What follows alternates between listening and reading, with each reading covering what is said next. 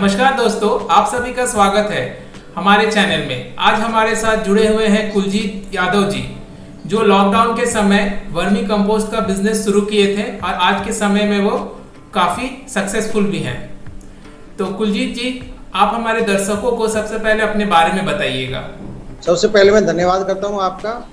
इसके बाद मैं अपना इंट्रोडक्शन बताता हूं कि मैं कुलजीत यादव, ऑनर यदुवंशी सीनियर सेकेंडरी स्कूल का प्रिंसिपल भी हूं, चेयरमैन भी हूं। मेरा नांगलमुंदी के अंदर है और उसी के साथ ही मैंने लॉकडाउन में 6/6/2020 को गंगा वर्मी कंपोस्ट कंपनी के नाम से नींव रखी और आज मेरे पास 1450 बेड हैं। आपके ये आइडिया कैसे आया कि आपको वर्मी कंपोस्ट का ही बिजनेस शुरू करना है?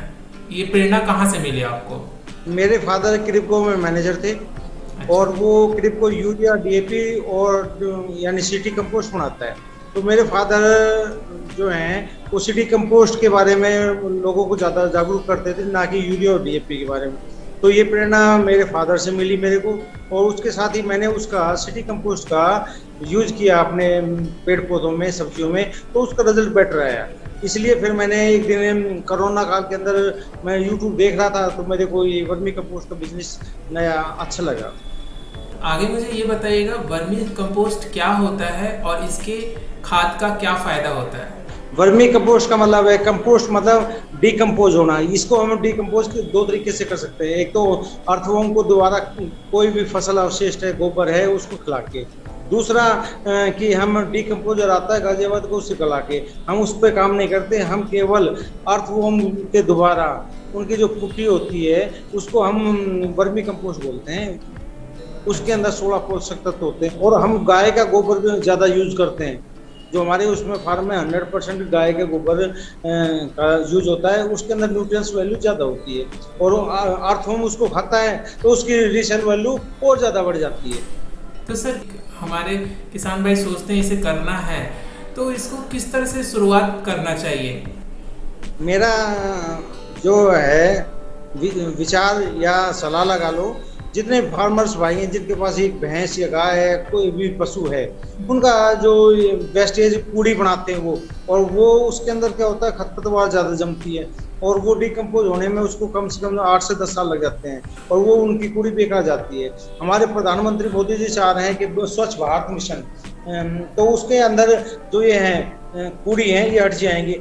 जिनके पास भी 1 या 2 पशु, ज़्यादा पशु हैं, तो वो अपना धरती के ऊपर पॉलीथीन बिछाएं और उसके ऊपर अपना गोबर डालें, उसमें अर्थवर्म छोड़ दें। अर्थवर्म धीरे धीरे खाते रहेंगे और वो खाद में कन्वर्ट हो जाएगा। अगर वर्मी कंपोस्ट के लिए एक बेड यूज करते हैं तो उस पे लगभग कितना प्रोडक्शन आता है? एक यानी 3.5 फीट चौड़ाई, 1.25 फीट ऊंचाई और 30 फीट लंबाई, उसमें 1500 केजी गोबर डलता है। तो उसमें से 40% निकलेगा 600 केजी और उसको अर्थवर्म आएंगे आपके 6000 रुपये के और गोबर आपके पास अवेलेबल है ही। पॉलीथीन इसलिए बिछाते हैं कि वो केंचुए धरती में ना जाए, क्योंकि केंचुआ धरती में चला जाता है तो नपुंसक हो जाता है, वो आगे अपनी जो सेक्स क्रिया है वो नहीं कर पाता, तो अंडे की कोकुन्स की जो है वो नहीं हो पाती। तो लगभग इसमें पूरा कॉस्ट कितना पड़ जाता है सर शुरुआती दौर पे? शुरुआती दौर में अगर आप बाजार से खरीदेंगे गोबर तो 500-600 रुपये गोबर हो गया आपका और 200 रुपये की पन्नी हो गई और 6,000 रुपये का वो वन टाइम इन्वेस्टमेंट है। सर, जो वर्मी कंपोस्ट में जो हम अर्थवर्म डाल रहे हैं वो किस वैरायटीज का होना चाहिए, ये थोड़ा बताइएगा। इसमें ऑस्ट्रेलिया फेटिडा जो वैरायटी के अंदर जो नस्ल है, ये ऑस्ट्रेलिया का ब्रीड है। इसमें 2 बेनिफिट है। नंबर 1, ये 0 डिग्री टेम्परेचर तक नहीं मरता और प्लस में हाई टेम्परेचर 50 डिग्री टेम्परेचर तक नहीं मरता है। तो और इसका जो है ना, ये 20 से 22 घंटे खाना खाता है। प्रोडक्शन हर तरीके से इसका बढ़िया है। रिजल्ट यानी अपने वंश को बढ़ाने के लिए वर्ल्ड का पहला जीव है जो सबसे ज़्यादा यानी अपना परिवार छोड़ता है। अगर 1 एकड़ जमीन में अगर कोई किसान भाई इसकी खेती करते हैं तो इसमें लगभग कितना मुनाफा कमा सकते हैं?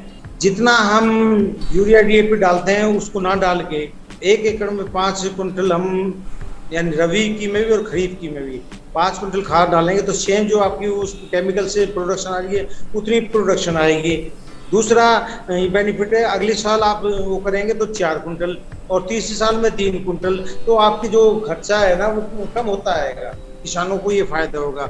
और उनका अभी मैंने जस्ट सरसों तैयार की थी, काफ़ी फार्मर्स गेहूँ तैयार किए, उनके 1,000 रुपये एक्स्ट्रा जो मूल्य है सरकार का, उससे ज़्यादा में बिक रहे हैं, उसको ये भी बेनिफिट हो रहा है। मेरे कुछ साथी हैं, वो भी अभी इसमें आगे आए हैं, उन्होंने 5,000 रुपये कुंटल गेहूँ बेचा है।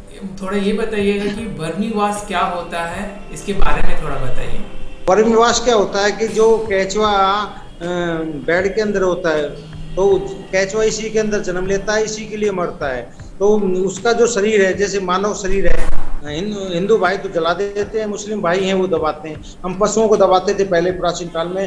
तो उसका जो शरीर था वो डिकम्पोज होता था अंदर ही, और वो खाद बहुत स्ट्रॉन्ग होती थी। इसी प्रकार से जो इसका शरीर है वो डिकम्पोज हो जाता है। तो प्लस में वो उसका केंचुए के पसीने के साथ साथ जो उसका मूत्र है और डिकम्पोजिशन, उसमें इतने भारी बैक्टीरिया होते हैं, उसको हम वर्मीवॉश कहते हैं। और ये वर्मीवॉश 3 जगह काम आता है। नंबर 1, हम अपनी फसलों के ऊपर छिड़केंगे ना, तो जो भी जैसे सरसों है या बागवानी के कोई भी हैं, तो उस पे यानी एंटी बैक्टीरिया का काम करेगा, कोई कीट नहीं आएगा।